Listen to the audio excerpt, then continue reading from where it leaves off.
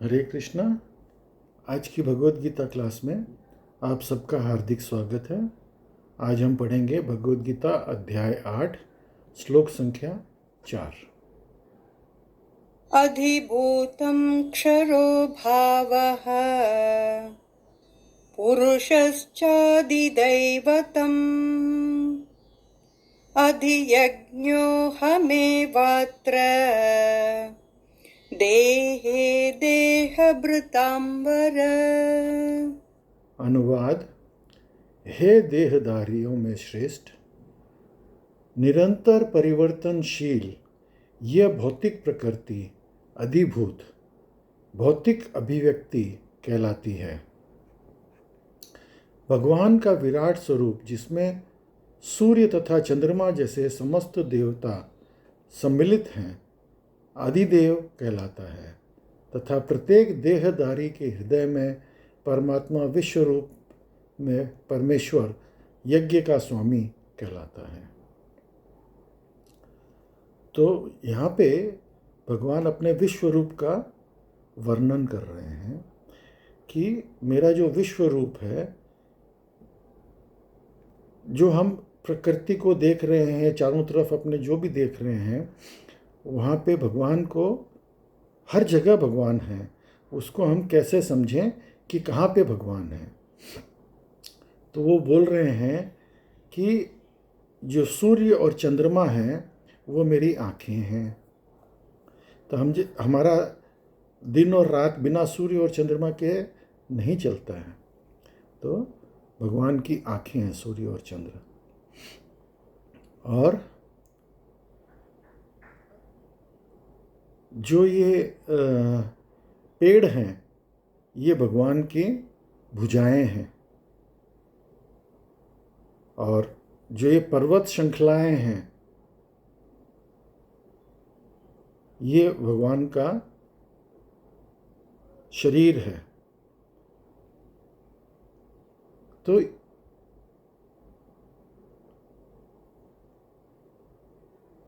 भगवान के समस्त शरीर के अंदर सारे देवी देवता उसके अंदर विराजमान हैं। जैसे आपने चित्र देखा होगा, एक गऊ के शरीर के अंदर 33 कोटि देवी देवताओं का स्थान है। वो स्थान है, लेकिन भगवान के इस विश्व रूप के अंदर सारे 33 कोटि देवी देवता सब विराजमान हैं। और भगवान जो हैं वो यज्ञ के स्वामी कहलाते हैं।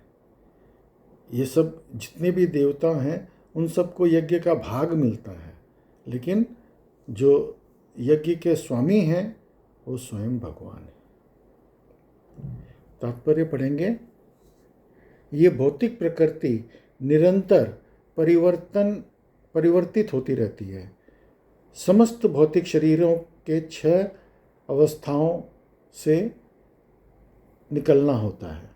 तो हम लोग जो भौतिक शरीर धारण किए हुए हैं, हर भौतिक शरीर, चाहे वो जानवर हो चाहे इंसान हो, हर भौतिक शरीर उनको 6 तरीके के विकारों से गुजरना पड़ता है।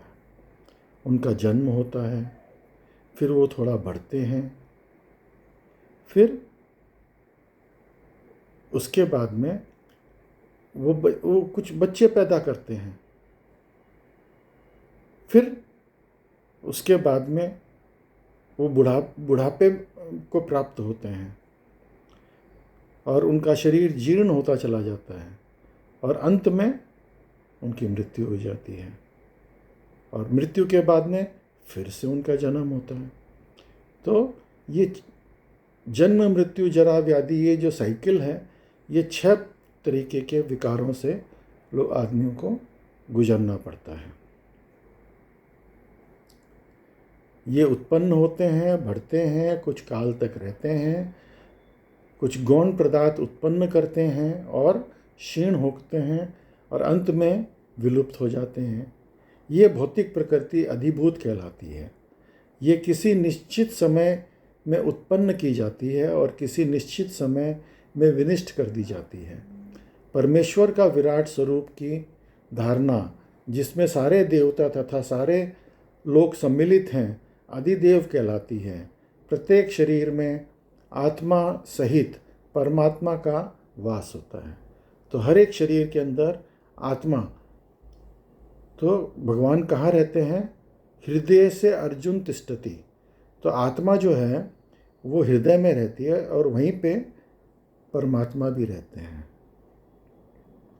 हर शरीर के अंदर आत्मा और परमात्मा हृदय में रहते हैं। और आगे पढ़ेंगे। इस श्लोक के प्रसंग में एक शब्द अत्यंत महत्वपूर्ण है, क्योंकि इसके द्वारा भगवान बल देकर कहते हैं कि परमात्मा उनसे भिन्न नहीं है। ये परमात्मा प्रत्येक आत्मा के पास आसीन है और आत्मा के कार्यकलापों का साक्षी है।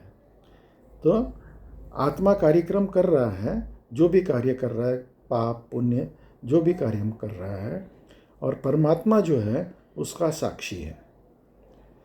इसीलिए अगर हम कोई गलत काम करते हैं तो हमारे अंदर से आवाज़ आती है, ये काम गलत कर रहे हो, लेकिन हम मानते नहीं हैं, ये बात अलग है, लेकिन अंदर से हमारे आवाज़ जरूर आती है।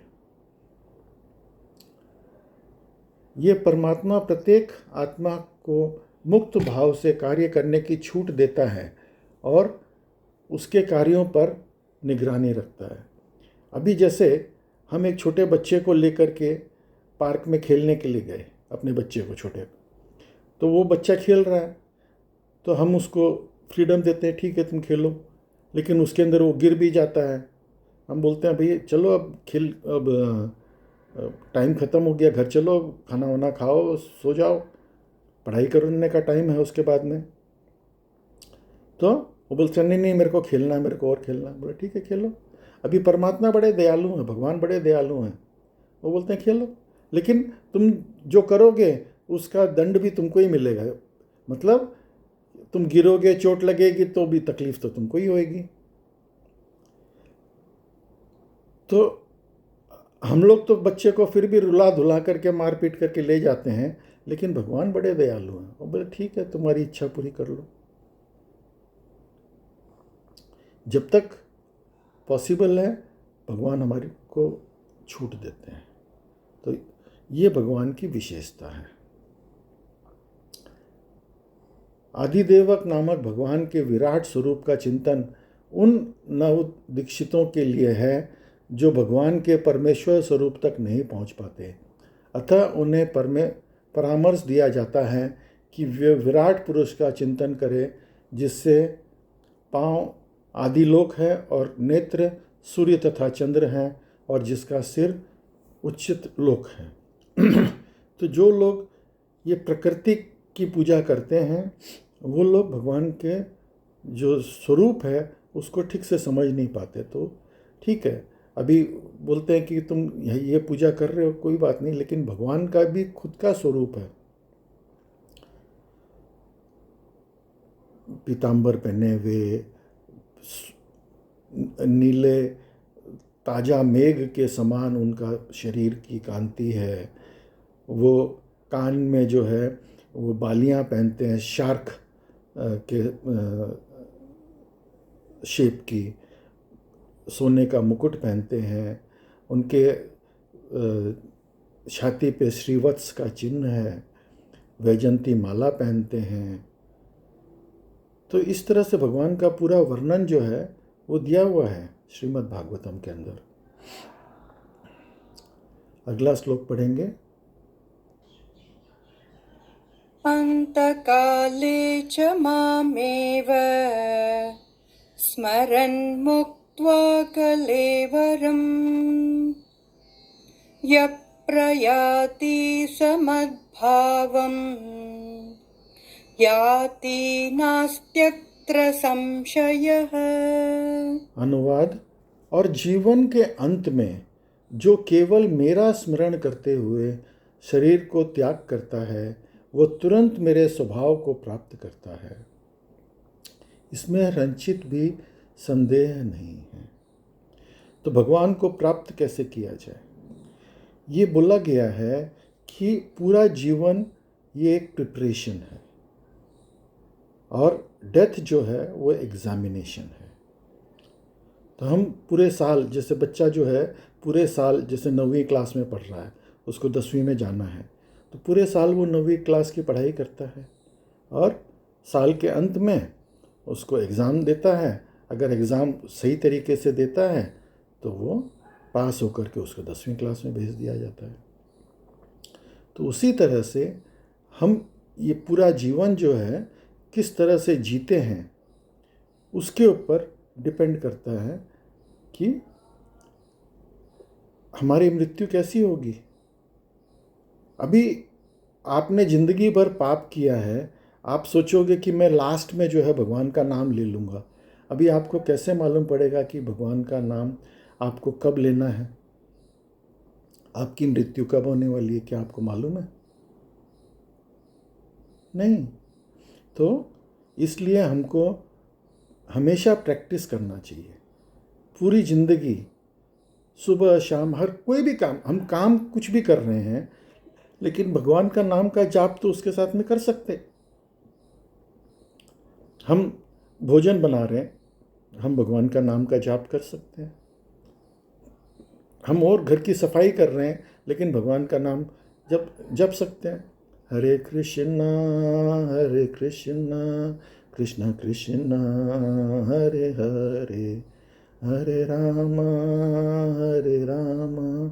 राम राम हरे हरे। अभी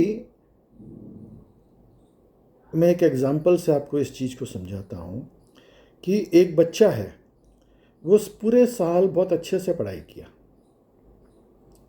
पूरे साल अच्छे से पढ़ाई किया, हर टर्मिनल एग्ज़ाम में वो उसने अच्छा नंबर लाया, पास हुआ बढ़िया से, क्लास में फर्स्ट आया। संयोगवश जो है वो एग्ज़ाम के टाइम पे उसको टाइफाइड हो गया और वो एग्ज़ाम नहीं दे पाया। क्या वो फेल हो जाएगा?